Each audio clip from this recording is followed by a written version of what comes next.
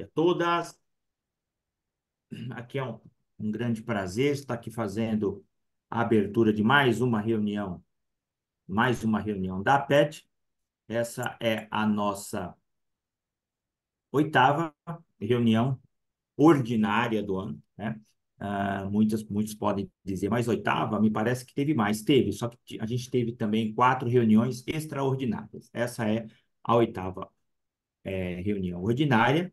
Nós vamos falar sobre o Comitê Gestor, Fiscalização e Contencioso Administrativo do IBS e CBS. A gente está aqui com as professoras, né, do Mulheres no Tributário, um grupo que vem crescendo a cada dia e que já tem também uma parceria conosco, com a PET. Então, essa semana e a semana que vem, nós vamos ter 2 reuniões seguidas com as professoras do grupo Mulheres do Tributário, ok? Então, vou fazer aqui uma apresentação rápida da PET, e aí eu vou passar a palavra à nossa coordenadora científica, que é a Camila. Bom, de cara, quero aqui agradecer os nossos fomentadores, aqueles que apoiam a PET, ah, do ponto de vista como patrocínio, né? O escritório FF Advogados, do querido amigo Edson Carlos Fernandes, a Magalhães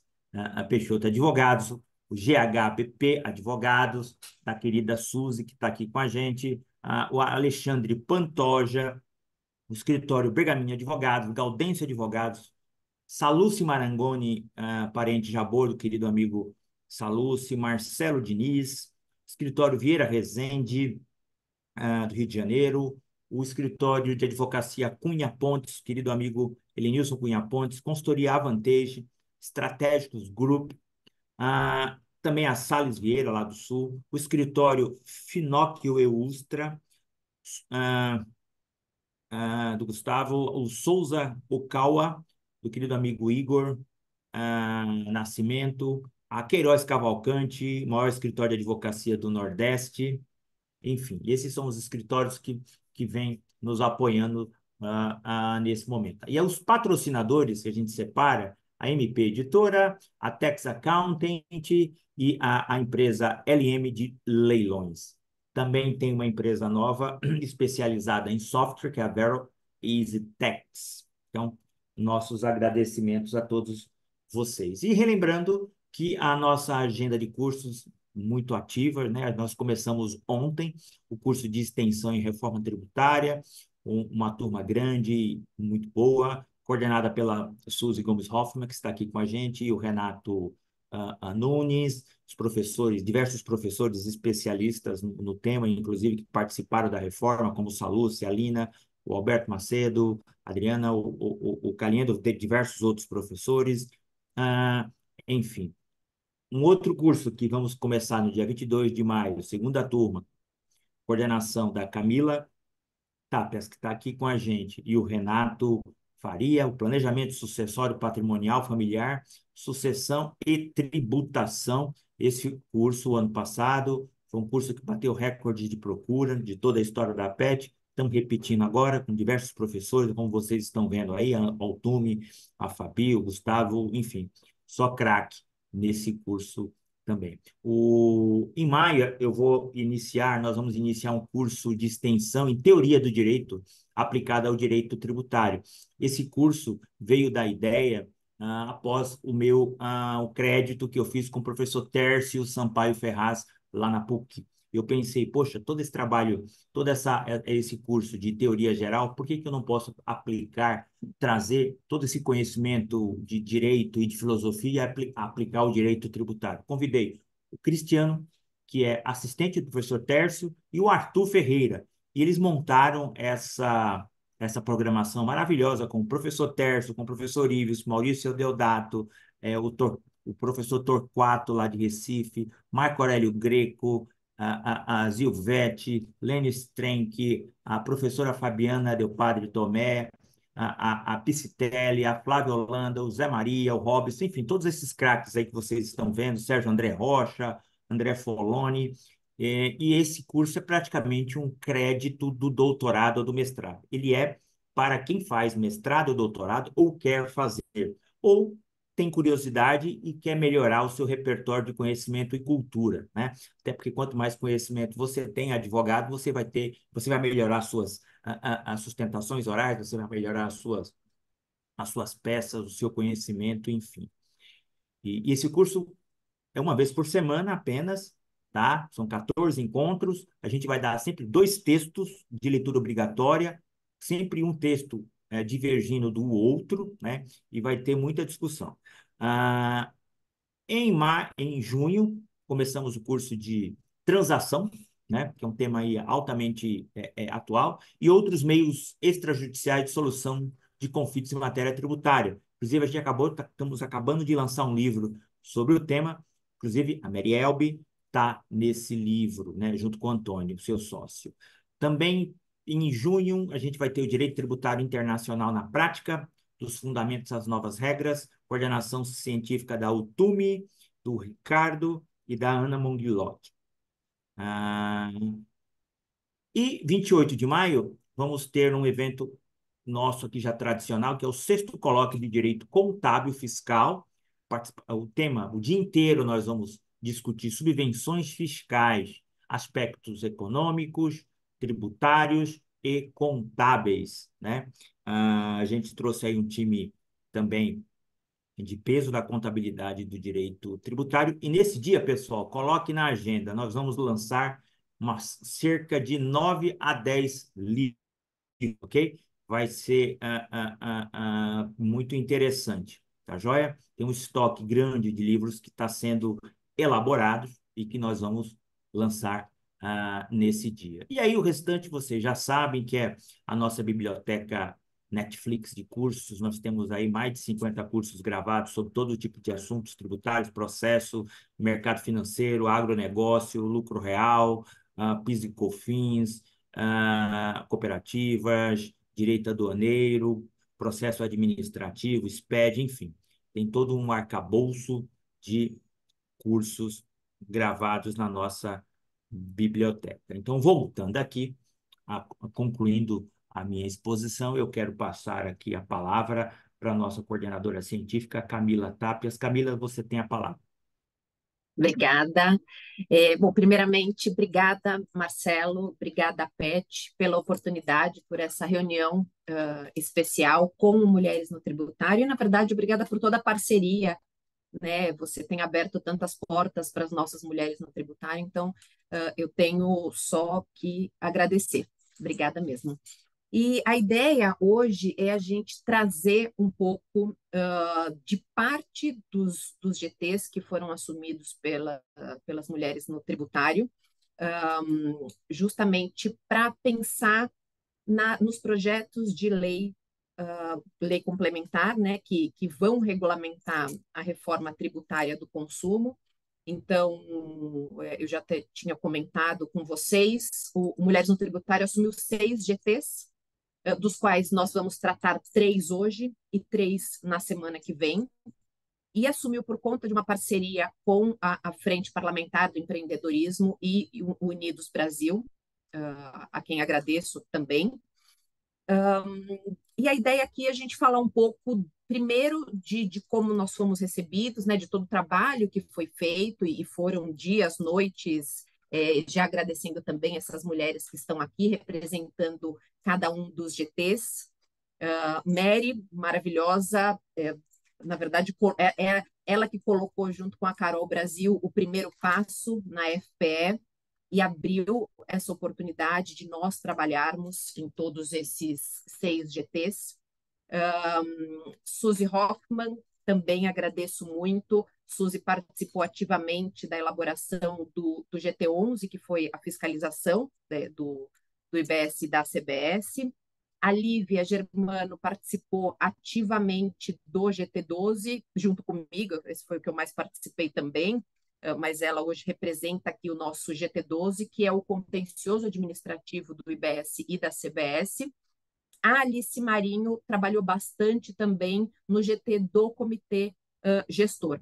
E a ideia hoje é nós trazermos, e eu vou começar pela Mary, porque ela esteve presente em quase 100% dos seminários na Câmara dos Deputados, em que nós levamos as premissas do nosso trabalho, as nossas conclusões, e foram conclusões tidas não só dentro do Mulheres no Tributário, mas foi aberto pelas outras frentes também para a sociedade, e a ideia é que hoje a gente trazer um pouco e até ouvir também outras propostas, né, se houver tempo, e se não houver, nós estamos abertas a receber também por WhatsApp, por e-mail, todas essas propostas. E eu já passo a palavra agradecendo Mary Elbe pela oportunidade, né? Como eu falei, foi ela que colocou um pezinho lá primeiro nesse trabalho junto com a Carolina Brasil, que estará com a gente na semana que vem. E eu vou pedir para ela explicar um pouco do que foi esse trabalho, de como nós somos recebidos lá na Câmara, de como tem sido tudo que está acontecendo em relação aos projetos de lei complementar. Mary, obrigada novamente. Obrigada, Camila. Bom dia a todos e a todas, né? Obrigada, Marcelo, por essa oportunidade. E você, como sempre, é um grande apoiador das mulheres, né? Sempre preocupado em ter mulheres nos seus eventos, em abrir espaço, isso é muito bom. E parabéns à PET por dar essa oportunidade, né? O grupo Mulheres no Tributário tem sido, assim, um protagonista em várias frentes, né? E eu faço parte do Instituto Unidos Brasil, e o Instituto Unidos Brasil está unido com as frentes parlamentares dentro do Congresso para exatamente ver todos os impactos da legislação na área dos negócios e das empresas. E nós conseguimos uma coisa muito importante. Foi aprovada a reforma tributária, a emenda constitucional, né? Não adianta quem gostou, gostou, quem não gostou, acabou se foi, né? Agora é a oportunidade de tentarmos ajustar o que está lá na emenda constitucional, de detalhar, limitar poderes, ver as competências e o alcance do que está feito, porque na época da aprovação, o discurso era: vamos trocar 5 tributos por 2, atrair emprego, atrair investimento, gerar emprego e simplificar. E, na realidade, o texto não foi bem assim, que foi aprovado, e trocamos 5 tributos por 7 e teremos 12 tributos durante 8 anos. Então, essa é que é a verdadeira realidade, porque permanecerá a complexidade da atual e dos próximos. E os governos federal, estadual e municipal, eles criaram 19 grupos para regulamentar essa reforma através das leis complementares, de propostas de leis complementares, que dizem que será enviado no dia 15 de abril para o Congresso, né, rapidamente, né? Porque foi aprovado em dezembro, tinha 180 dias, mas antes do prazo vão entregar essas propostas, que podiam ser 4, 3, já estão falando em 2. Então, a gente ainda não tem bem a questão oficial. Só que a sociedade civil não foi chamada para opinar nem para participar. E quem paga imposto, eu digo, o pagador de imposto, tem que ter o direito de mostrar na prática o que é que acontece na realidade, eu digo, do chão da fábrica, porque uma coisa é a teoria muito bonita da Europa, do Canadá, da Índia, e outra coisa é a realidade brasileira, que é um país totalmente diversificado. Então, tivemos a oportunidade de participar desses grupos de trabalho, né? Também foram instalados 19 grupos paralelos, e esses grupos, depois de um trabalho de pesquisa, debate, estudo, fomos apresentar na Câmara dos Deputados e foi assim muito importante.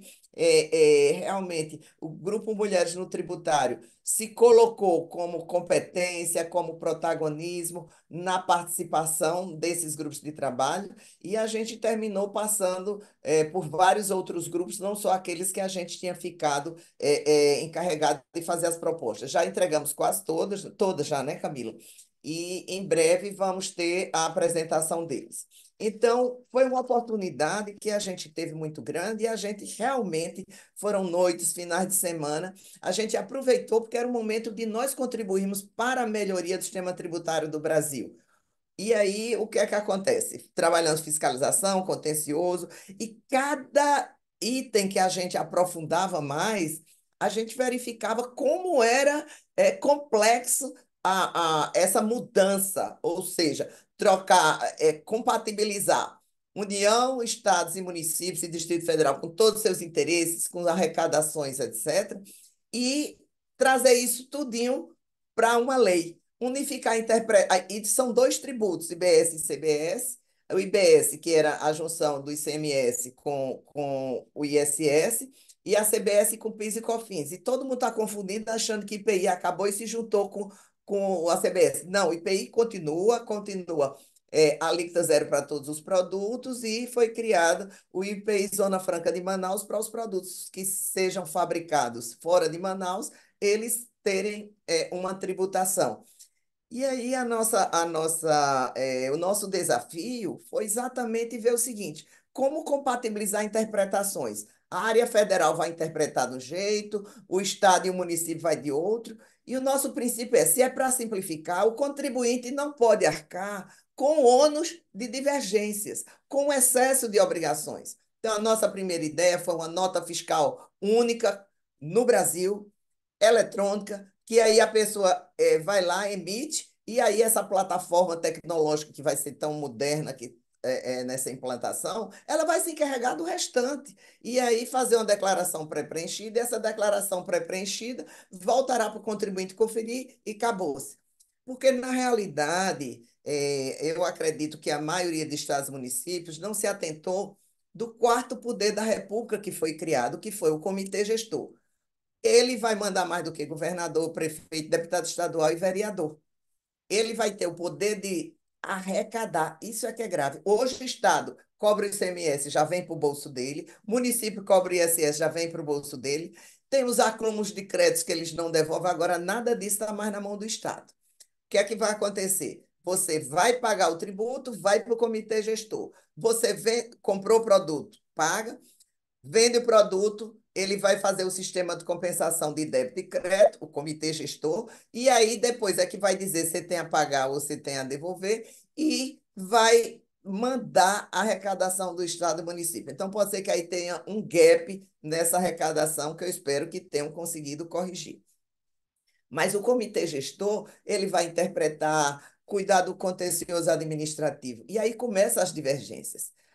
Eu não posso ter num único tributo, com uma única lei, quer dizer, uma única lei para dois tributos, que a Fazenda Federal interprete do jeito, a Fazenda Municipal de outro, o auditor fiscal lá do município de Ipubi, lá no sertão pernambucano, onde eu nasci, vai dar a interpretação dele, o Rio Grande do Sul tem a outra interpretação. Então, nós sugerimos várias uniformizações sob pena do sistema não funcionar e gerar muito mais contencioso, gerar muito mais litígio, né? Aqui a gente estava comentando antes de começar com o grupo, todo mundo dizia: advogado não quer saber dessa reforma, vai simplificar tanto que ninguém vai precisar de advogado.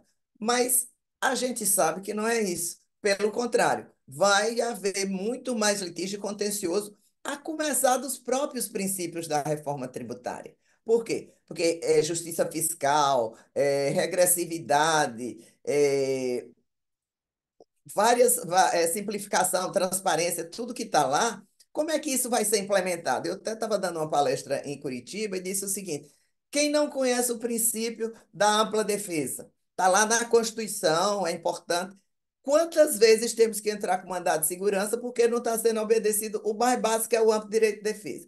Princípio do confisco. Então, o fato de estar na Constituição não quer dizer que vai ser necessariamente realizado. Tanto é que a nota fiscal, o imposto virá destacado na nota fiscal. Só que lá está dito sempre que possível. Ou seja, ninguém sabe se isso vai acontecer ou não.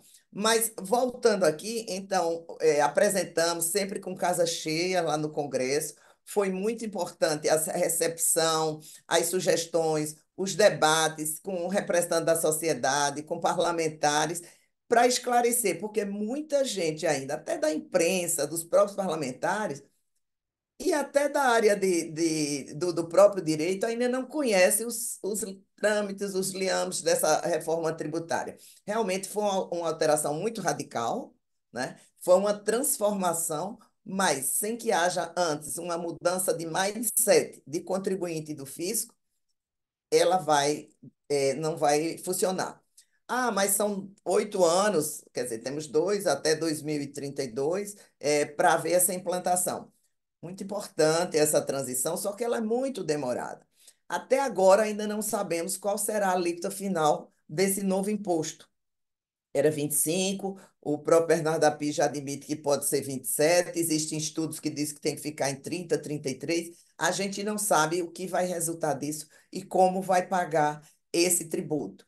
Temos questões super complicadas, como a não cumulatividade, o condicionamento ao pagamento, mas a nossa preocupação foi exatamente de simplificação. Então, sugerimos a criação de um Conselho Nacional de Interpretação e Uniformização. Por quê? Porque não pode o comitê gestor da interpretação, o Estado dá outro, o município, porque, por incrível que pareça, tem o comitê gestor, mas ainda permaneceu competência nos entes federativos. Veja, eles não poderiam ter perdido a competência por conta do Pacto Federativo, mas não vou entrar nem nessa discussão. O que é que acontece? Os entes federativos continuam com o poder de fiscalizar, de interpretar, e tem o comitê gestor e tem a mesma coisa na União. Então, isso precisa ser modificado. Uma grande questão, que inclusive já houve até conversa com o próprio Judiciário, seria uma nova alteração constitucional sobre a competência jurisdicional para julgar esse tributo.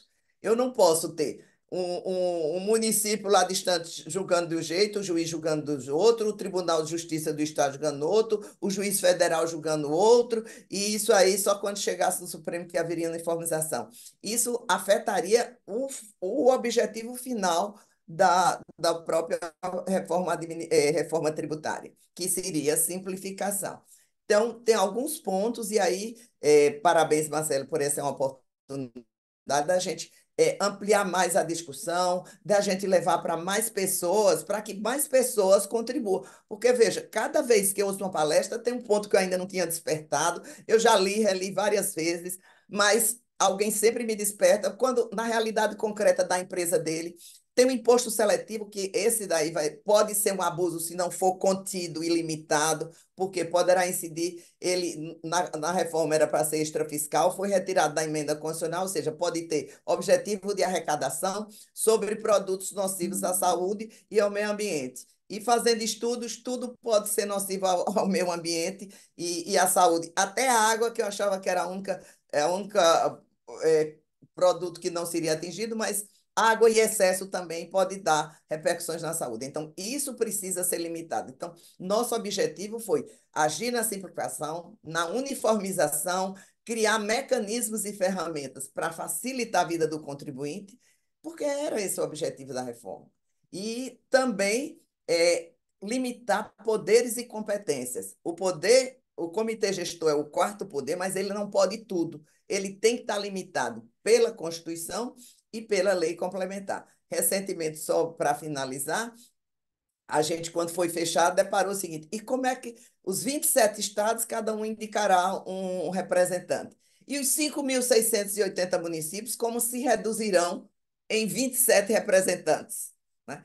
Então, qual será o mecanismo de fazer com que esses 5.600 municípios sejam representados? Porque várias entidades de representando municípios não representam todos os municípios e têm outros interesses. Né? Então, a gente optou por colocar eleição entre os municípios, mas com candidatos de notório e público saber jurídico tributário, de experiência tributária, para que a gente possa realmente ter na prática, e quando ela começar a funcionar, uma reforma tributária que vá melhorar e não impacte nem prejudique aquilo que ela visava corrigir, que seria corrigir complexidade, corrigir litigiosidade, onerosidade. Então, se essas leis complementares não tiverem esse condão de realizar isso, continuaremos com um sistema, talvez, mas bem pior do que o que a gente já tem. Então, obrigada a todos, um prazer estar aqui com essas mulheres maravilhosas, né?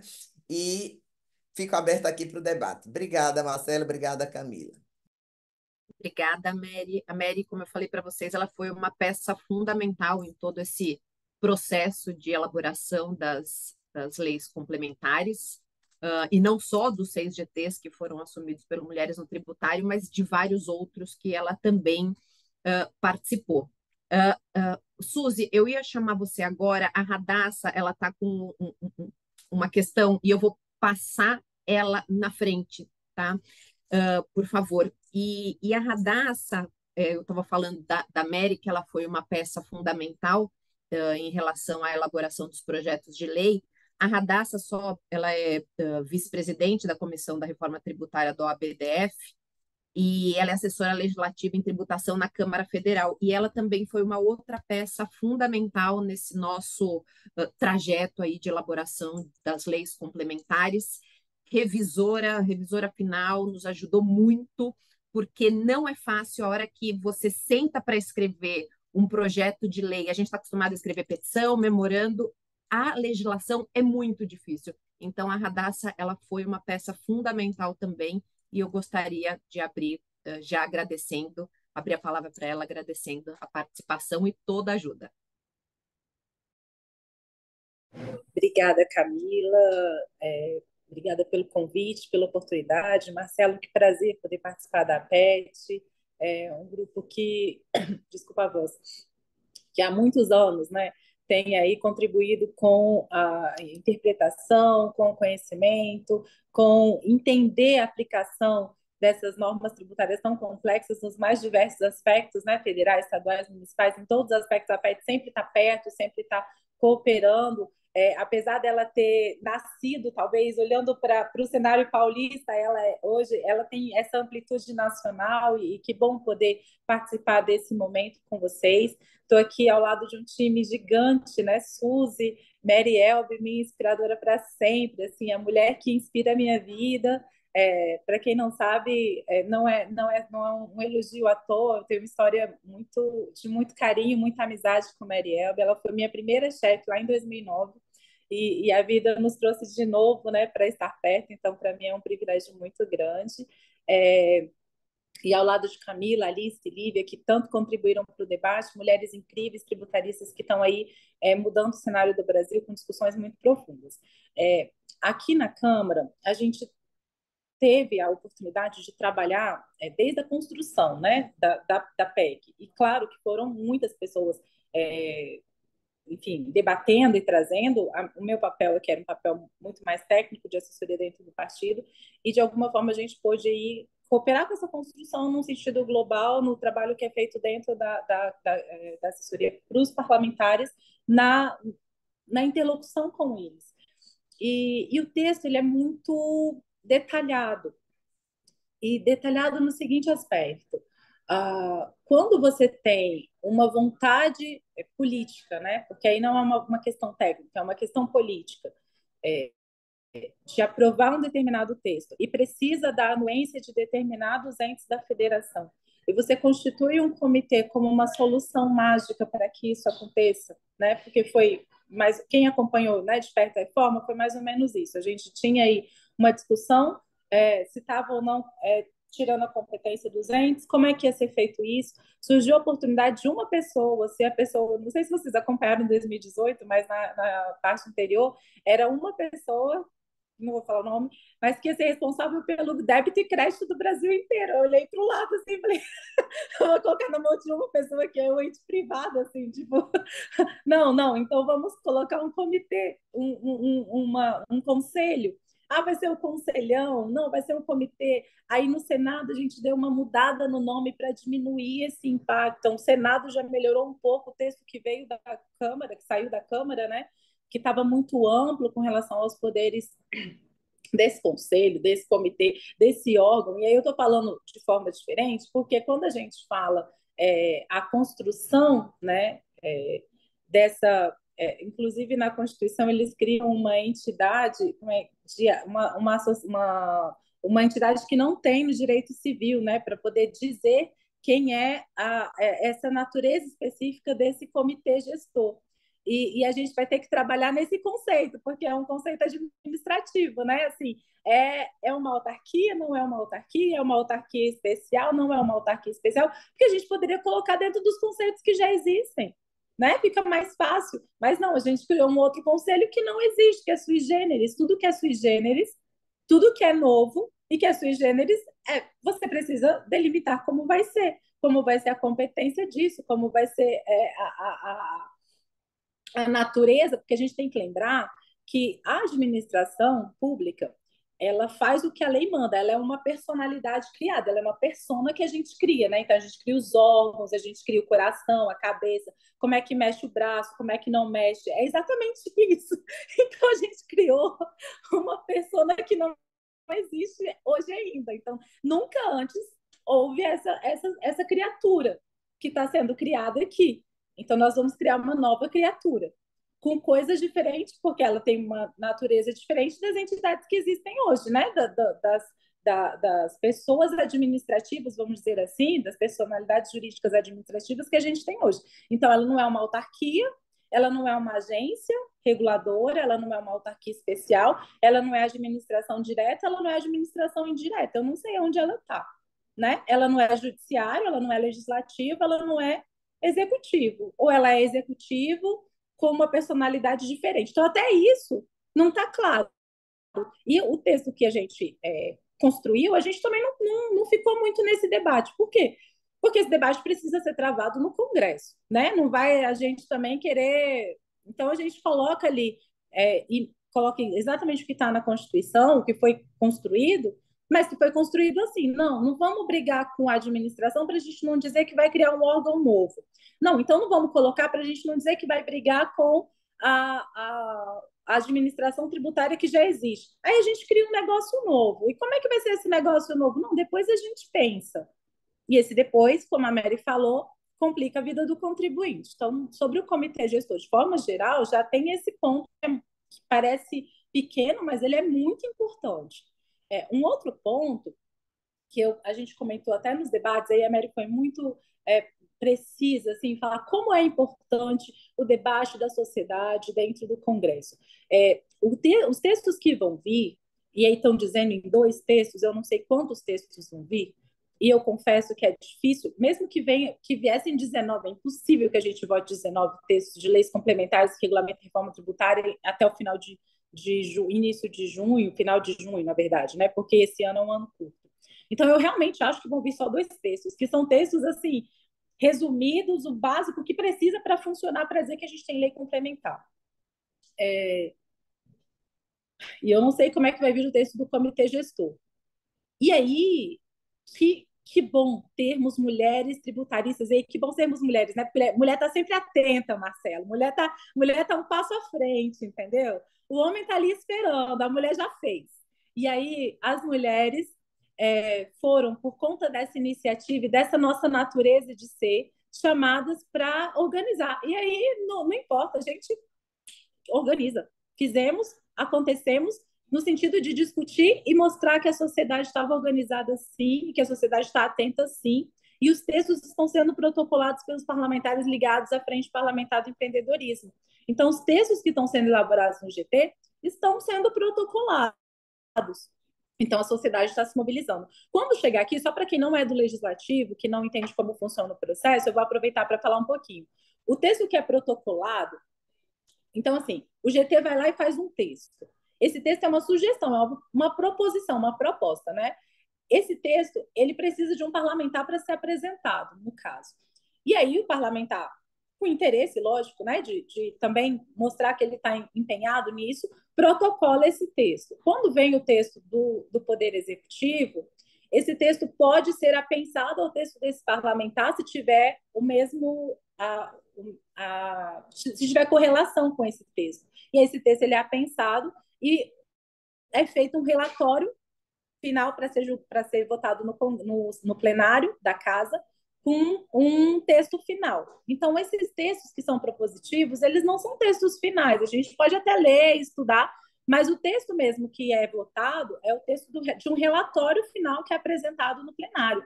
E detalhe, quem acompanhou os textos, inclusive de reforma tributária da renda, por exemplo, viu que textos são apresentados no momento da votação. Quem apresentou aí, quem acompanhou a questão que mudou agora, né, de falência, o texto é apresentado no momento da votação. E, assim, uma palavra muda muita coisa. Então, é legal estudar e entender o que está sendo discutido. E estar atento, mas sabendo que também tudo pode mudar e muita coisa vai mudar ao longo do processo, né, desse processo legislativo. provavelmente vai vir uma comissão especial para discutir esse texto, porque como é um texto relevante, ele não deve passar no processo legislativo comum de dentro das comissões, né? Ah, vai para a comissão de tributação, depois para a CCJ. Não, ele provavelmente, em razão de ser um texto especial, ele vai ser discutido de maneira unificada numa comissão especial. Isso é o que eu imagino que geralmente é feito, tá? Tudo só vai acontecer na hora que chegar o texto. Esses textos que foram apresentados, eles sequer foram distribuídos ainda. Por quê? Está lá, o deputado apresentou. A partir do momento que chega um texto relacionado àquilo, pode ser pensado ou não, tá? Pode ser que não seja pensado também, mas naturalmente, ou geralmente, esse texto um é apensado ao outro. E aí se faz um relatório final dos dois textos que vai ser um substitutivo, e aí quem vai brilhar mesmo vai ser o relator.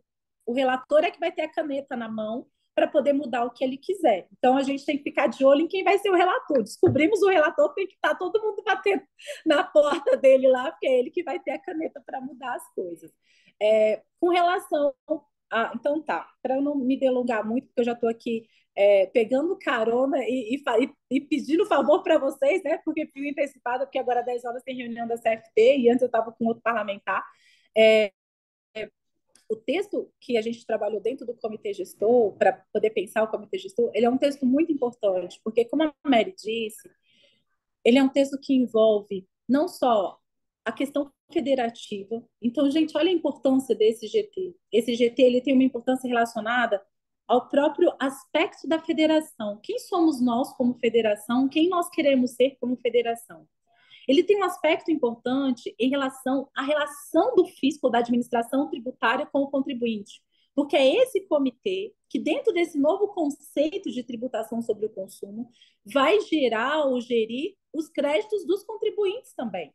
É ele que vai gerir isso. Então, esse comitê tem essa importância de relação na rapidez da entrega desse crédito.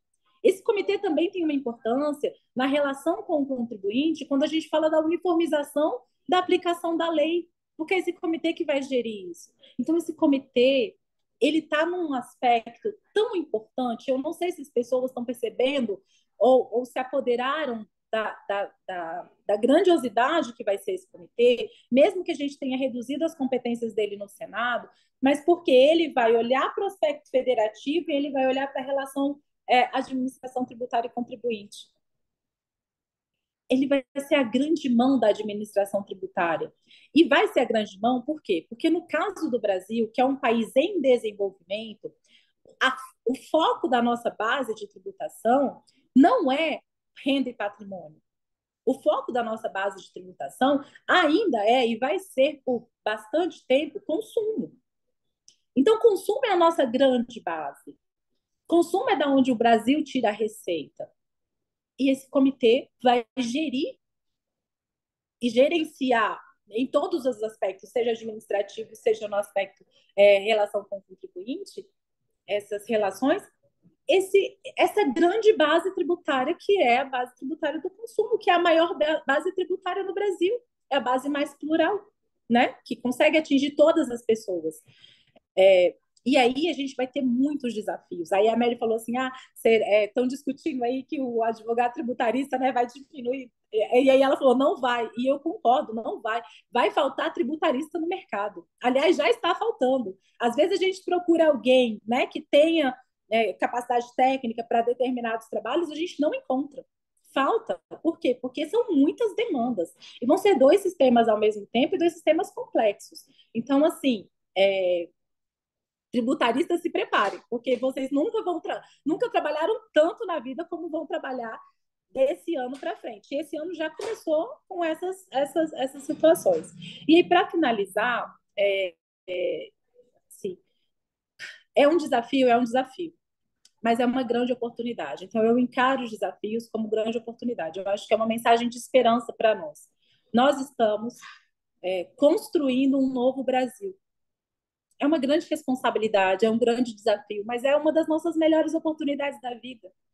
Eu não sei se Mary e Suzy, que são tributaristas que tiveram a oportunidade de conviver com grandes nomes, né, que alguns já se foram, por exemplo, do direito tributário, essa é a nossa grande oportunidade.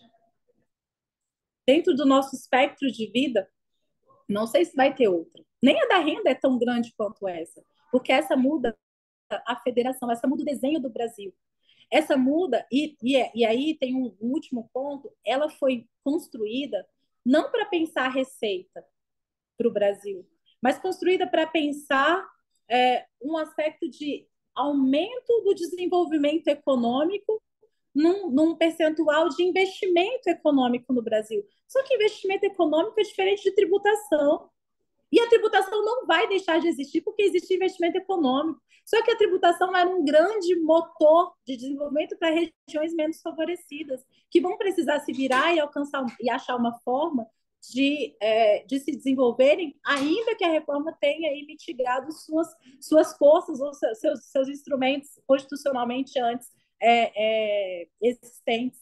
Então, assim, nós temos aí uma grande oportunidade e está nas nossas mãos, né? E que bom que a gente está aqui discutindo, que a gente está participando e partilhando disso. Bom, eu deixo aqui essa fala, que foi, enfim, com muito carinho, e uma fala que, para mim, é muito relevante, porque eu estou sendo brindada em estar na mesa com essas pessoas que eu realmente admiro. Assim. Eu estou muito feliz. Muito obrigada por essa oportunidade, Marcelo, Camila, Suzy, Alice, Mary, Lívia. Vocês são mulheres que inspiram. Que bom estar com vocês, viu? E um prazer para todo mundo que está nos assistindo. Obrigada, Marcela. Obrigada, Camila.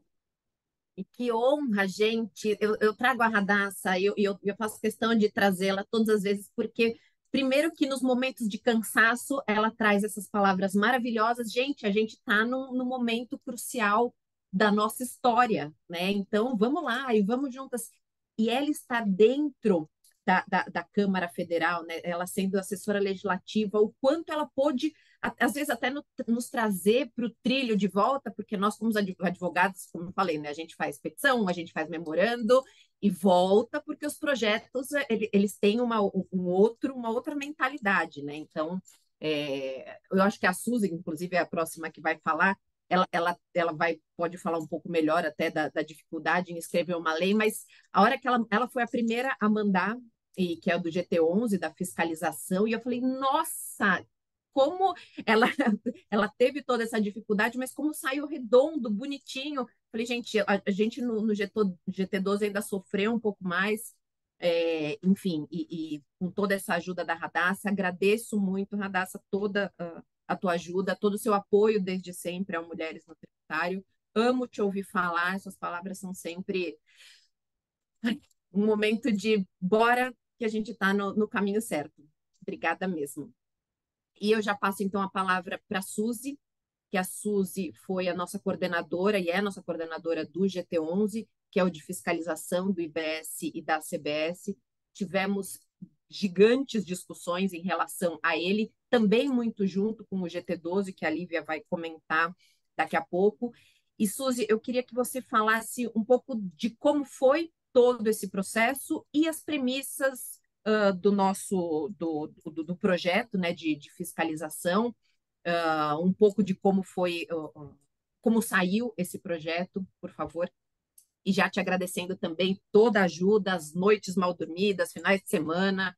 A gente falou muito porque foi o primeiro projeto a sair. Obrigada. Obrigada, Camila. Obrigada, Marcelo. Bom dia a todas e a todos. Uma alegria estar aqui na mesa da PET. Eu e Marcelo, né, a gente já é bem parceiro, né, Marcelo? Então, eu agradeço muito essa parceria. É muito bom a gente ter parceiros de vida, né? Então, eu com o Marcelo, a gente já se conhece, nem sei há quantos mil anos aí, e estamos juntos em muitos eventos. E essa parceria toda com as mulheres do tributário, a minha amiga Mary também, de muitos anos, agradecer aqui a todas, cumprimentar a Daça, Alice, Lívia, né? Falar aqui também da Ana Cláudia, o Tume, que estamos sempre nas lutas. Bom, o que eu queria falar do GT11 é que realmente não é fácil quando você senta para falar, não, o que que nós queremos e o que nós vamos fazer. E eu acho, pegando assim o gancho do que a Mary disse, do que a Daça disse, eu acho assim eu acho que o grande mote de esses PLs que a gente vai apresentar e de tudo que a gente está fazendo é falar assim, olha, Ministério da Fazenda, governo. A reforma tributária, ela não era uma reforma tributária que veio do governo, né? Então, eu acho que esse foi um primeiro erro, né? Quando eles pegaram os grupos de trabalho só para eles, porque a reforma veio a partir de uma emenda proposta pelo deputado Baleia Rossi, a partir de um projeto do CECIF, por mais que isso seja criticado, né? Mas foi isso que aconteceu. Então, é uma reforma que veio do Congresso. Então, retirar do Congresso o protagonismo para as leis complementares, eu acho um tremendo erro. Mas, enfim, né? Quem sou eu, né? Na ordem do dia para dizer o que está certo e o que está errado. Então, eu acho que é muito importante, né, já que dentro dessa visão das coisas, o Congresso trazer o seu protagonismo com os GTs, que não, a gente não pode nem falar que é GT paralelo, né? Porque é o GT, vamos dizer, verdadeiro, né? Porque ele nasce no Congresso. E eu acho que juntando com o que a Radassa disse, bom, mas esses PLs, isso que a gente está fazendo, ele pode ser juntado, quem vai ter o valor ali, lá na frente, é o relator? Tudo bem. Mas quantos deputados e senadores estão nessas frentes parlamentares? São muitos, é a maioria do Congresso. Então, eu acho que isso é muito importante, a gente considerar. Que vai falar assim, ah, mas vocês estão sonhando com isso que vocês estão colocando? Não. Nós vamos mostrar o que a gente quer. E o GT11 começa disso, assim, a reforma não é para simplificar? Então, nós não vamos já ter uma transição difícil. Os advogados tributaristas vão ter trabalho por muito tempo, para depois, vamos dizer, não ter trabalho. Então, pera lá. Então, nós vamos fazer algo que melhore o Brasil. E para fazer algo que melhore o Brasil, eu preciso partir da simplicidade, da transparência e da cooperação, que são princípios que foram inseridos por essa emenda constitucional no parágrafo 3º do artigo 145, falando que esses princípios eles vão nortear o sistema e ao lado deles da justiça tributária. Então, partindo disso, eu não vejo qualquer hipótese de podermos ter, em termos de operacionalização e fiscalização, algo que não seja único, específico, uma só fiscalização de BS-CBS para todos os contribuintes. Tenho escutado algumas palestras de pessoas do governo, tudo mais, já colocando, não, mas veja, né, você tem as carreiras dos procuradores, dos auditores, como é que vai ser o auditor de Itapecerica da Serra, que ganha X, vai fazer o mesmo trabalho do auditor de Recife, que ganha 3X? Este problema não é do contribuinte. O contribuinte, né, a gente tem uma expressão antiga que fala assim, eu não quero saber se o pato é macho, eu quero o ovo, né? O contribuinte, ele quer o ovo. E qual é o ovo? É só uma fiscalização que ele vai ter para IBS e CBS. Não vai ter essa que o auditor municipal pode fiscalizá-lo, o estadual pode fiscalizá-lo e o federal pode fiscalizá-lo. Não. Nós vamos ter uma administração tributária única e nós estamos sugerindo uma administração, um quadro único de auditores formado por um convênio entre União, Estado e município, que vão estabelecer, olha, cada município vai ter que ceder 2 auditores, de acordo com a sua população, aí vai ser uma outra tratativa. E você vai ter uma escola fazendária que vai instruir esses auditores e serão esses auditores que irão fiscalizar. O contribuinte começa a ser fiscalizado pelo auditor X, ele só vai poder ser fiscalizado por essa auditoria, outros não poderão mais auditá-lo. Então, esse é o princípio norteador de todo o nosso de todo o nosso trabalho, né? Que a fiscalização do IBS e da CBS elas vão ser conjuntas, não existe outra possibilidade. Então, é lógico que a gente põe um monte de coisa, algumas coisas são negociáveis. Sim, algumas coisas são negociáveis, mas essa não é negociável, né? Então, eu ouvi também uma palestra falando, ah, não, mas o comitê gestor ele não vai fazer a fiscalização, não, ele não vai fazer a fiscalização, mas ele vai coordenar a fiscalização junto com algum órgão da administração da Receita Tributária, e a sociedade não vai aceitar 2 órgãos podendo fiscalizar, 2 órgãos podendo fazer lançamentos, 2, 3 órgãos podendo julgar, né? Isso é inaceitável, até chamando aqui os princípios da simplicidade, da transparência e da coordenação. Então, a gente aceita que coordenação de IBS e CBS podem ser separadas, mas fiscalização, operacionalização e obrigações acessórias têm que ser únicas. A Mary já falou, é uma única obrigação acessória, é uma única nota fiscal, é uma única guia de pagamento. Nós não podemos aceitar qualquer mudança nisso. E também nisso, a gente já parte, olha, se nós estamos num novo mindset, nós precisamos trabalhar com o fundamento da boa-fé do contribuinte, da relação de confiança entre fisco e contribuinte e o uso da tecnologia. Então, para que isso que simplifique a vida dos contribuintes, para que eles possam colocar todos os seus dados num portal a ser aí criado dentro de toda a inteligência artificial, e esses dados eles vão ser compartilhados entre todos os entes da federação, né? E com isso simplificar obrigações acessórias, e mais do que isso a gente está pleiteando, que multas por obrigações acessórias, em primeiro momento, não existam num primeiro momento, porque nós vamos estar tendo uma mudança total de sistema, e depois que só possa ser dada uma multa depois que foi dada uma oportunidade para uma autorregularização com um prazo aí de uns 60 dias úteis para o contribuinte.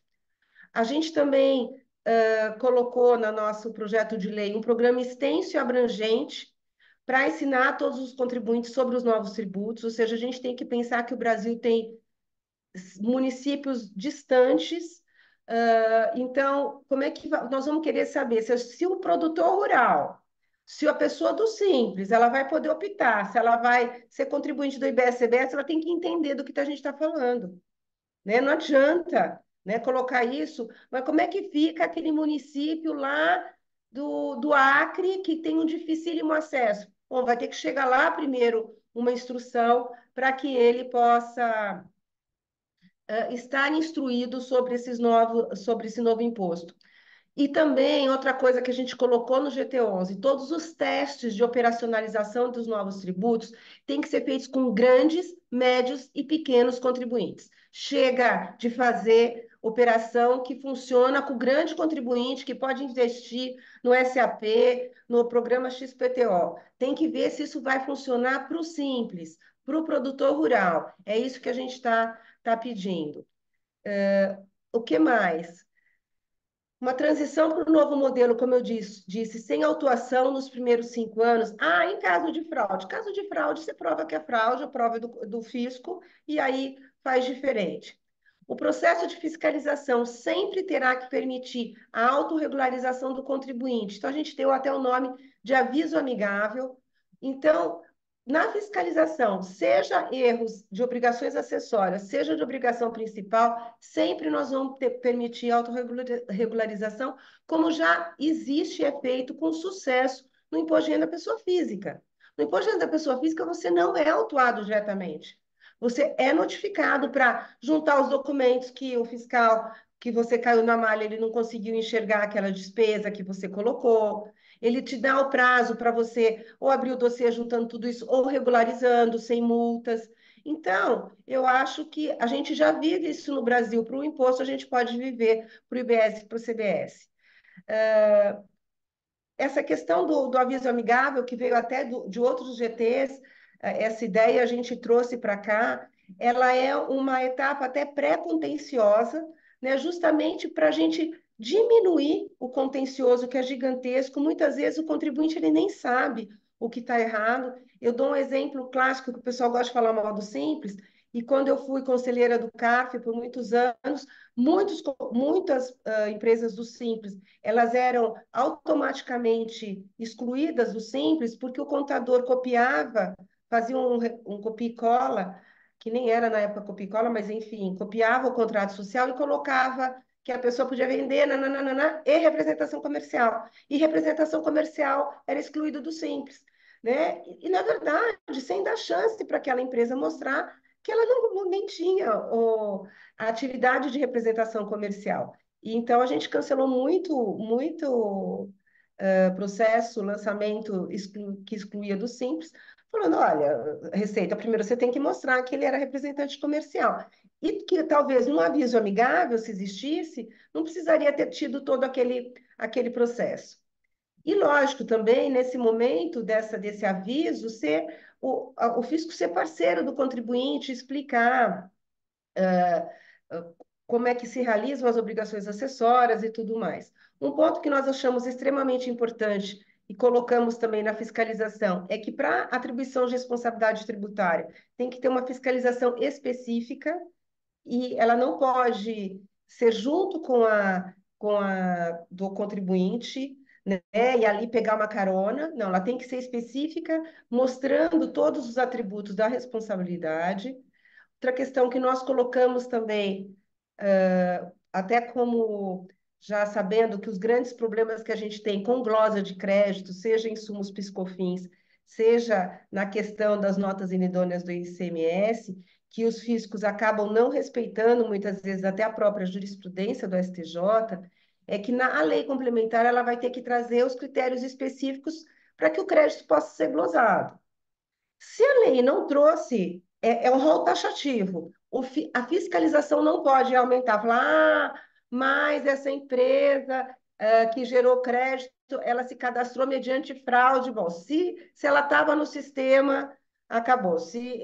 O crédito é válido, né? Trazendo para o fisco o protagonismo de ter que ir atrás dos fraudadores e não fazer como é feito até agora, condenando os contribuintes de boa-fé que compram dos fraudadores a pagarem pesadas multas. E, por fim, já terminando aqui, outra coisa que nós entendemos muito importante, né, no nosso GT da operacionalização é mostrar, né, que nós queremos ser parceiros do fisco. Ninguém aqui é contra a fiscalização. A fiscalização é importante. Os maus contribuintes eles têm que ser penalizados porque eles atrapalham demais a concorrência. Essas pessoas têm que ser expulsas do sistema. Mas quem tem que ser o responsável por ir atrás desses fraudadores é o fisco. Os contribuintes de boa-fé não podem pagar multas, terem que seus créditos glosados, porque o sistema do fisco falhou. Então, já foi o meu tempo. Enfim, teria muita coisa para falar. O projeto está lá já, acho que publicizado, e a gente está muito orgulhosa do trabalho que foi feito. Obrigada, Camila, e todos os demais.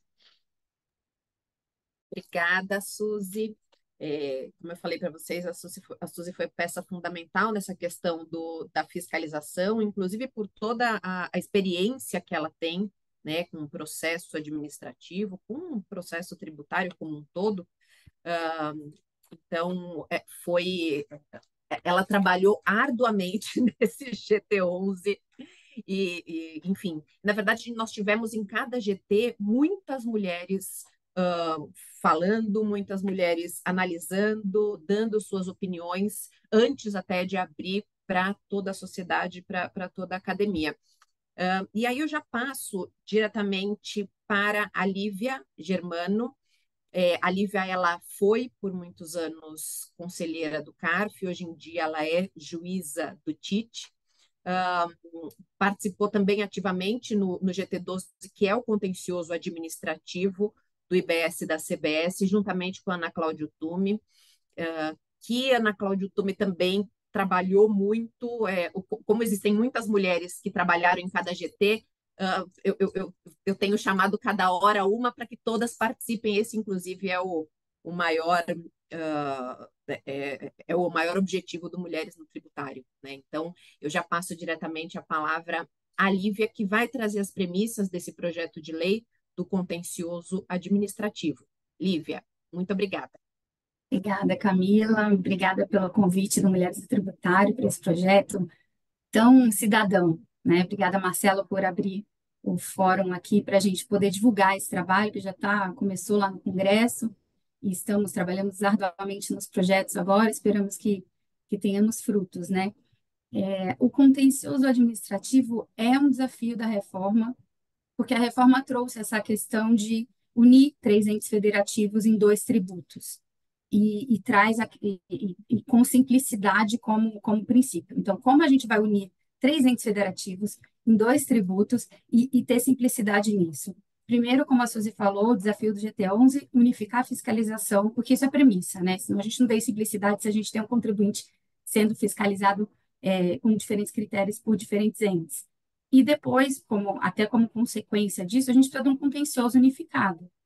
Então, a gente já tem os tribunais municipais em muitos municípios, a gente tem os tribunais estaduais julgando os tributos estaduais, não é só ICMS, a gente tem outros tributos estaduais que vão continuar, né? E tem o CARF julgando tributos federais, que também vão continuar. A gente tem PIS/COFINS só, que no nosso projeto sairia do CARF para ir para esse novo tribunal que a gente está propondo, porque se a gente está propondo algo novo, algo inovador, ousado, de juntar 2 tributos numa mesma lei de 3 entes federativos diferentes, a gente precisa também ser ousado para julgar e ter um tribunal único para ter critérios únicos de julgamento. Porque imagina se a gente tivesse, por exemplo, no CARF mesmo, PIS sendo julgado por uma Câmara e COFINS sendo julgado por outra Câmara. As câmaras do CARF têm várias turmas, né? A gente ia ter divergência. E talvez alguém surgisse com uma tese de que não, é divergente mesmo, porque PIS é um tributo e COFINS é outro, porque a destinação é diferente, enfim. Imagina como solucionar isso.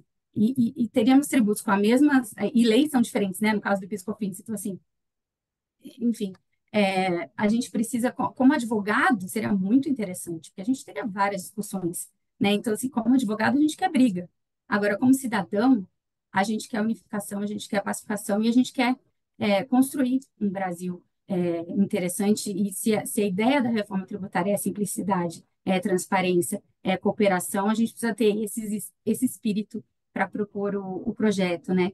E no nosso projeto, a gente colocou exatamente um tribunal único, tentando aproveitar experiências que a gente tem nas 3 esferas, mas aprimorando e evitando os problemas de cada um.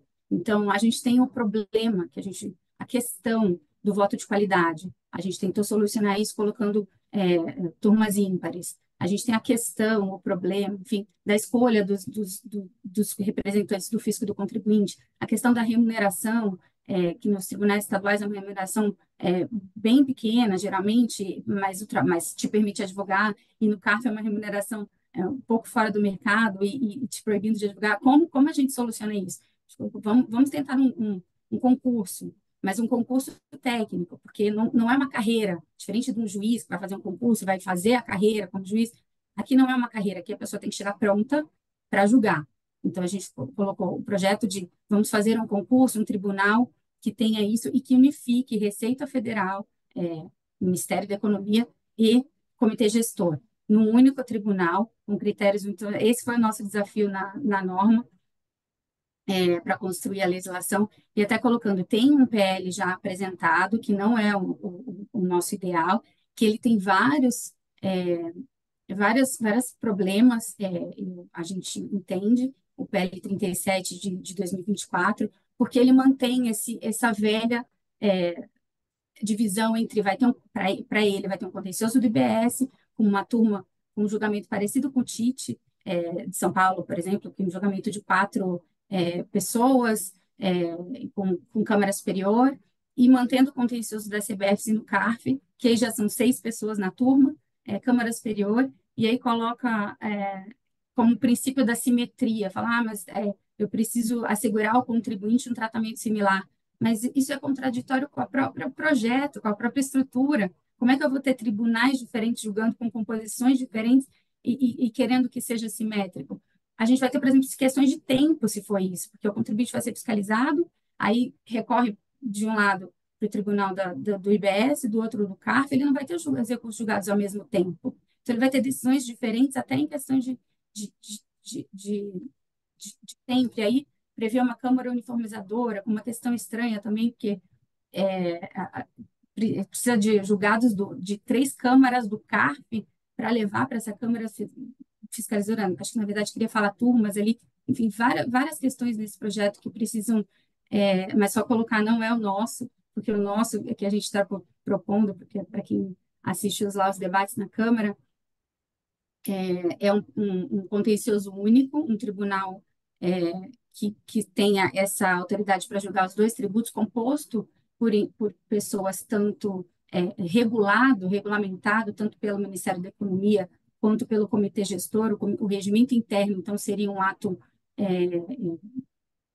regulamentado por esses dois entes, incorporando as melhores práticas, então, e aí algumas questões, a gente unificando isso com o projeto 124 de 2022, que é o projeto de lei complementar que está trazendo as normas materiais, né, as normas processuais do contencioso, então a gente está integrando isso com esse projeto, prevendo prazos em dias úteis, todos na simetria com aquilo, nada contraditório, mas prevendo, então, que o contencioso administrativo do IBS e da CBS teria basicamente 4 etapas nesse novo tribunal. A primeira etapa, como a Suzy falou, seria a etapa pré-contenciosa, de convite à regularização com mediação e a integração também com o projeto de mediação, mediadores independentes, não sendo julgadores, então mediadores que não fossem julgadores, para tentar essa primeira etapa, sem multas e sem processo,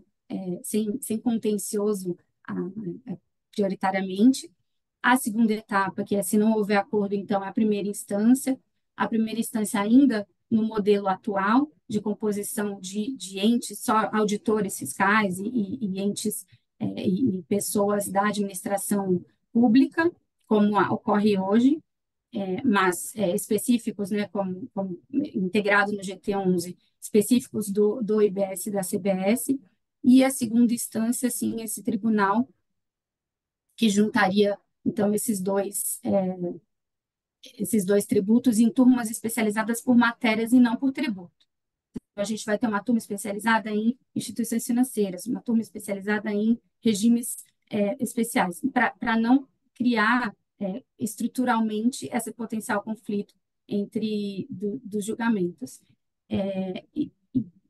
Numa terceira instância, como a gente naturalmente vai ter várias turmas e vai ser impossível juntar todas as pessoas de todas as turmas para unificar o entendimento no plenário, né, como a gente tem nos tribunais superiores, a gente teria uma Câmara uniformizadora com pessoas dessas turmas para julgar e dirimir divergências entre decisões desse tribunal novo. Então, um tribunal que julgasse que corretoras ali na lei é instituição financeira e outro que julgasse que corretoras está sujeito ao regime normal, porque a lei fala corretoras e esqueceu de falar se é de valores ou de seguros. Então, a gente teria essas duas questões. Um exemplo que a gente teve, né, do PIS/COFINS, que é isso, a lei falava corretoras para tratar de instituições financeiras, a princípio, mas para a alíquota majorada lá de 4% de COFINS, se discutiu muito tempo se corretora de seguro estava ali dentro ou não. E é esse tipo de debate que a gente vai ter, esse tipo de questão. De falar, contencioso é isso, interpretações diferentes que a gente pode ter de um termo que a lei talvez não seja muito específica. Então, a gente vai ter esse debate. E a gente vai ter uma turma falando que corretoras ali escrito na lei, isso é um exemplo, né? Óbvio que não vai ter esse debate, porque eu espero que a gente tenha aprendido com isso, mas que esse tipo de coisa. Corretoras ali, instituição financeira vai ter aquele regime de instituição financeira, e outra turma vai falar, não, corretoras vai estar sujeita ao regime normal, à tributação, como todos os outros bens e serviços. E aí a gente vai ter a turma uniformizadora falando, não, é isso ou é aquilo, e levando esse tipo de debate para a turma uniformizadora. E aí decisões, quando repetitivas, quando situações, né, quando a questão de direito, como exatamente é essa, quando maioria qualificada, inclusive, aí seriam vinculantes tanto para as administrações, então unificaria para todos os contribuintes e também para o próprio órgão julgador. Porque só nesse caso a gente consegue segurança, né? Justiça tributária, a gente começa a cuidar com igualdade. E a gente só tem igualdade com todo mundo sendo tratado igual. Então, decisões vinculantes, depois de um debate maduro, também não vincular por qualquer razão ou trazer só o primeiro debate da Câmara Superior já fica vinculante, mas a gente precisa aprender, então, com todas essas experiências que a gente teve dos tribunais, trazer as melhores práticas e foi isso que a gente tentou no nosso projeto. Então, sobre a composição, só para finalizar, já adiantei um pouquinho, né? A gente pensou em julgadores, então, concursados, mas não nesse concurso de carreira, um concurso prático, prova técnica, que pudesse ser acessível tanto aos particulares, né? Aos contribuintes, enfim, aos advogados, quanto pelos funcionários públicos, principalmente esses que estivessem dedicados a isso, algum incentivo, inclusive, para eles, com remuneração unificada para todos eles, por questões óbvias, um mandato determinado. A gente pensou no mandato estendido, como vai ter um concurso, vai ter uma questão da pessoa ter que se dedicar, né, a passar nessa prova, enfim, de 5 mais 5 anos, com medidas de avaliação objetivas para desempenho, paridade de gênero por premissa, né, aqui no projeto do Mulheres no Tributário, e turmas com número ímpar para evitar a questão de voto de qualidade, presidente de turma, esse tipo de coisa. Então, basicamente, essa é a nossa ideia. Agradeço novamente a oportunidade de falar, espero ter cumprido meu prazo, meu tempo aqui parou. Obrigada e vamos juntos. Muito obrigada, Lívia. Esse, sem dúvida nenhuma, foi o GT de maior discussão, porque quando a gente sugeriu a instauração de um tribunal novo, né, entenderam que era para fechar o CARF, e, na verdade, é um conselho nacional, né? O CARF ele vai continuar, porque existem outros tributos que vão continuar sendo julgados por ele. Então, assim, esse tribunal nacional ele vai ser unicamente para IBS e CBS, e como a Lívia falou, nós pensamos muito e analisamos muito os PLs, né, na verdade, PLPs da Comissão de Juristas, coordenado pela ministra Helena Costa, Regina Helena Costa, e então, assim, nossas proposições foram todas muito em linha com esses projetos e as melhores práticas mesmo do que existe no CARF, no TIT, nos tribunais, no CMT aqui em São Paulo. Então, embora de bastante discussão, né, nós conseguimos chegar em consensos e apresentar esse projeto de lei complementar em relação ao contencioso administrativo do IBS e da CBS. E eu já passo agora para Alice Marinho. A Alice é advogada no Pinheiro Neto, ela tem LLM em Berkeley Law, e a Alice vai falar um pouco mais para a gente sobre o comitê gestor, porque, como a Mary comentou muito bem, é uma preocupação, talvez um quarto poder, talvez não, né, Mary? Acho que é um quarto poder, e nós ficamos bem de olho nesse projeto, enfim, para que a gente, de fato, conseguisse também, como a Mary falou, aparar arestas para que ele não vire o poder supremo, né? Alice, agradecendo sua participação no projeto e na elaboração da lei complementar do comitê em relação ao comitê gestor. Muito obrigada. Com você. Obrigada, Camila. Bom dia a todos. Obrigada, Camila. Obrigada, Marcelo, pelo convite, pela oportunidade de estar aqui falando e compartilhar um pouco dos trabalhos que a gente fez com relação ao GT18, né, da regulamentação do Comitê Gestor do IBS.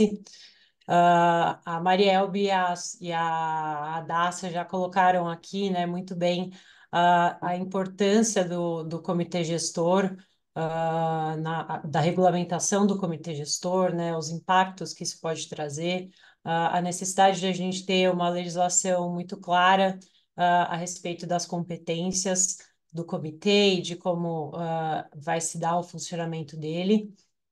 Mas queria trazer aqui para contextualizar um pouco e iniciar minha fala. Então, o que a Constituição preveu lá no artigo 156b foi que os estados do Distrito Federal e os municípios eles vão exercer de forma integrada, ou seja, conjunta, as competências administrativas relacionadas ao IBS.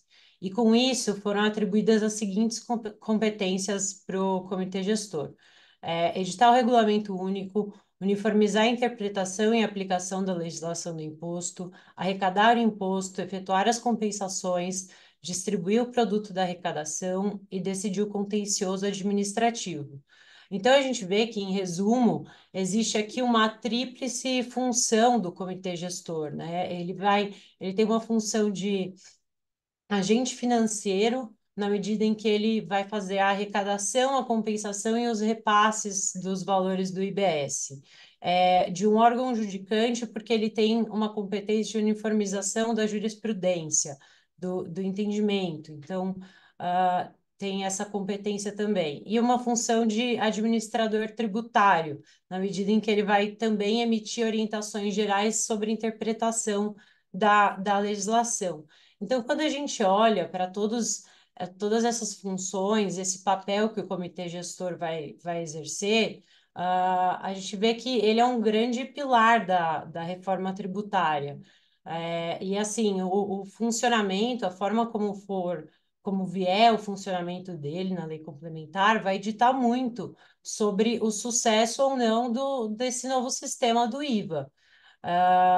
Eu acho que assim, a criação do comitê gestor é uma decorrência até necessária do sistema do IVA, porque para garantir uma simplificação, transparência, não cumulatividade, você precisa ter um órgão que centraliza ali essas funções da sistemática do IVA, mas ao mesmo tempo a gente não pode deixar de considerar a importância de ter na lei complementar funções claras para o comitê, para que ele não saia da sua competência, né? E acabe entrando na competência dos nossos poderes, como a Maria falou, legislativo, executivo e judiciário. Então, nos trabalhos que nós fizemos no GT18, a gente pensou assim, em algumas premissas que deveriam nortear aqui os pontos que a gente levou para a minuta de lei complementar, né? E para garantir a eficiência do comitê gestor. Então, a primeira premissa foi a necessidade de garantir uma representatividade igualitária aos estados e principalmente aos municípios de todas as regiões do país. A paridade de gênero dos membros do comitê gestor, a participação da sociedade civil na elaboração das regras, interpretação da legislação, e além de regras claras com relação ao papel de uniformização da interpretação e aplicação da legislação do imposto. Por quê? Principalmente nesse último ponto do papel de uniformização, existe aqui a questão de nós termos uma contribuição que tem a mesma materialidade e as hipóteses de incidência do IBS, que é a CBS. Então, assim como no caso da fiscalização, que a Suzy já comentou aqui, do contencioso, que a Lívia comentou, não é possível que tenhamos duas formas de interpretar, dois órgãos que interpretem de forma diferente o IBS e a CBS. É preciso que a gente tenha uma união entre o governo federal e entre o comitê gestor para emanar essas normas. Mas sem isso eu vou trazer um pouco mais para frente na minha fala, em detalhes, mas passando aqui pelos principais pontos, então, que a gente colocou como propostas na lei complementar, né? Com relação ao critério de indicação dos representantes dos estados e dos municípios na instância máxima de deliberação do comitê gestor. Então, os estados eles vão ter um representante por estado, que seja eleito com base na indicação do governador e confirmação por votação na Assembleia Legislativa. Os municípios, eles têm 14 representantes que vão ser eleitos com base nos votos de cada município, de peso igual, e 13 representantes vão ser eleitos com base em votos de cada município ponderados pelas respectivas populações. E aí, desde que haja ao menos 2 representantes de cada uma das 5 regiões geográficas. Acho que trazer esse ponto adicional de um mínimo de cada região do país garante uma pluralidade e reduz as desigualdades regionais que poderiam eventualmente existir se uma região acabar ficando com mais representantes dentro do comitê. Então, a preservação de no mínimo 2 representantes de cada região, a paridade de gênero e como requisito de indicação de todos os membros para garantir que se tenham discussões de excelência dentro do comitê gestor, a nossa proposta é que tenha como requisito também que os representantes tenham qualificação em matéria tributária com pelo menos 5 anos de experiência comprovada em cargos dessa área. Passando aqui para o próximo ponto, que é o critério de deliberação da instância máxima do comitê, a gente entende que é necessário preservar o poder de voto dos entes federados dentro do comitê. E, para isso, a Constituição prevê a maioria absoluta em relação aos estados, né, nas deliberações, e um voto de, no mínimo, 50% das regiões. O que a gente propõe aqui é que seja necessário a votação de 2/3 das unidades federadas e 1/3 de cada região das unidades federadas. Em relação aos municípios, a maioria absoluta dos seus representantes.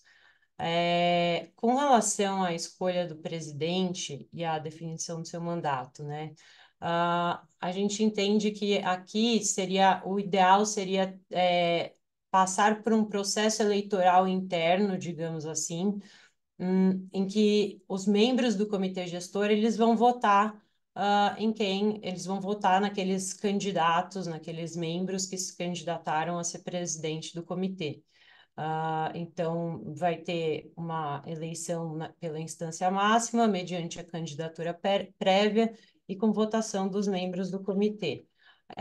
A necessidade de ter alternância de presidência entre estados e municípios, com mandatos de 3 anos sem direito à reeleição. Com relação à definição de competências de uniformização e interpretação da aplicação da legislação do imposto. Quais são as propostas aqui? É que essa uniformização ela ocorra em conjunto com a União Federal, né, para que se tenha a mesma interpretação para IBS e CBS.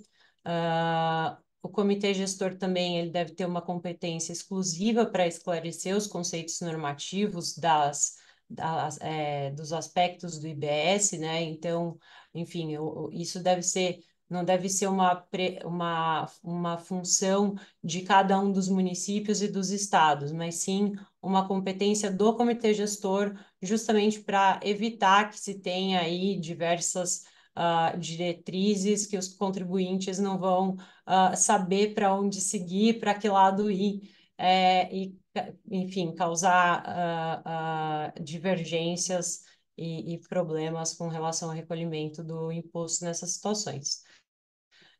A competência também do comitê para a edição de súmulas e atos interpretativos, que devem ser preferencialmente em conjunto com a União, e a competência também para solucionar eventuais divergências de interpretação que apareçam entre estados, Distrito Federal e municípios. Passando aqui para um ponto de como seria uma estrutura operacional e da gestão do comitê gestor, né?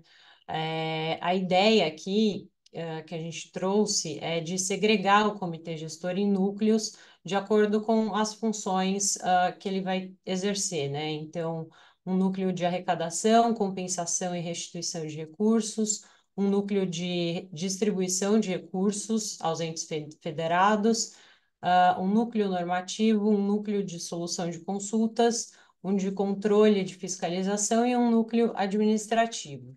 E nesses núcleos, a nossa proposição aqui é que seja garantida a participação da sociedade civil, por meio de representantes das entidades, né, de classes empresariais e órgãos de profissão regulamentada, e que, enfim, no tema da solução de consulta, a competência seja exclusiva do comitê gestor, né, no núcleo de solução de consultas, e que se tenha também, além dos núcleos, o conselho de uniformização, que seria uma junção dos membros do comitê com a União Federal, para que se tenha, então, a uniformização de entendimentos da legislação com relação ao IBS e à CBS em conjunto. Por fim, o controle externo do comitê gestor, o que a gente colocou é que a lei, a Constituição já prevê que o controle vai ser feito pelos estados, municípios e Distrito Federal, e a nossa proposta aqui é que ele seja feito também pelos tribunais de contas, que podem, enfim, averiguar irregularidades, acionar, enfim, emitir parecer sobre transferências financeiras e fazer toda essa verificação da administração dos recursos públicos que vão ser geridos no comitê gestor. Acho que eram esses os pontos principais que eu queria trazer aqui e agradeço mais uma vez pela oportunidade de estar aqui apresentando os nossos trabalhos no âmbito do GT18. Alice, muito obrigada. Eu vou finalizar aqui, mas eu vou fazer o seguinte: eu sei que a Mary pediu 2 minutinhos para falar uma questão do comitê gestor, então eu vou passar para ela, ela finaliza e já passa para o Marcelo finalizar. Então, gostaria de agradecer a presença de todos aqui nessa manhã e já passo para a Mary, porque o comitê gestor está tirando o sono da Mary, né, Mary? Marcelo, muito obrigada. Obrigada, Camila. Obrigada a todos que estivemos aqui juntos. Estamos juntas ainda, porque continua, e gostaria de convocar todo mundo. É o momento, não adianta depois ficar só criticando, é o momento de participar, de se engajar e de realmente fazer a reforma funcionar, porque como cidadã, eu quero o melhor para o país. Eu quero que tenhamos um sistema em que a gente não tenha essas preocupações de, ai, lá vai o auto-infração do Estado, julgou, não. Vamos ter coisas simplificadas, ferramentas, para que a gente possa realmente fazer o sistema funcionar com a nota fiscal única, uma única obrigação, um único processo, um único julgamento, uma única jurisprudência, para que a gente possa avançar. Não tem sentido fazer essa reforma tão grande para mudar e continuar com os mesmos problemas antigos. Por isso que a gente tem que ver de uma forma diferente tudo, desde contencioso, obrigações acessórias, não cumulatividade, compensação de créditos, e que realmente possa ser uma reforma para o contribuinte, para as empresas, para atrair investimentos, e não para que funcione para as arrecadações tributárias simplesmente. É necessário arrecadar, mas de uma forma adequada, de uma forma justa, de uma forma equilibrada, para que realmente tenhamos um país que funcione tributariamente. Obrigada, Marcelo, parabéns mais uma vez. A PET, quando eu vi com tanto curso, virou uma escola, né? Já virou, acho que já a faculdade tributária, né? Porque tem curso aí de tudo e está sempre em movimento. E obrigada a todos vocês, Lívia, Alice, a Daci que esteve conosco. É um prazer enorme estar com essas mulheres lindas, maravilhosas, competentíssimas e batalhando por um Brasil melhor e uma tributação mais justa. Obrigada. Obrigada. Marcelo, você quer finalizar? Opa, sim, Camila, claro. Obrigado. Obrigado, Mary. Obrigado, Suzy, Alice, Lívia, todas que aqui participaram hoje. Foi uma manhã de muito aprendizado, né? Muita discussão importante. Com certeza a gente está passando por um momento histórico do direito tributário, não é? É impressionante, né? Uma única lei complementar com mais de 150 páginas, meu Deus, não sei como é que a gente vai dar conta de tudo isso, mas Vamos sim. Quero agradecer a todas vocês. Quero dizer para aqueles que entrou depois que essa live fica gravada lá no canal da PET, e nós nos encontramos semana que vem novamente com o grupo Mulheres no Tributário, sobre o tema Imposto Seletivo, Obrigações Acessórias, Regulamentação e Interpretação da legislação do IBS e da CBS. Obrigado, Camila. Semana que vem a Camila vai estar também coordenando os grupos com as demais professoras do Grupo Mulheres no Tributário. Então, até a semana que vem. Um abraço para todos vocês. Obrigado e tchau, tchau. Tchau, gente. Tchau, Obrigada. obrigada. Obrigada, Tchau, Suzy, tchau. Lívia, Tchau, Mary, obrigada. Alice. Obrigada, Bom dia, Até a Pet, pessoal. próxima. Marcelo. Obrigada. Tchau, tchau. Obrigada.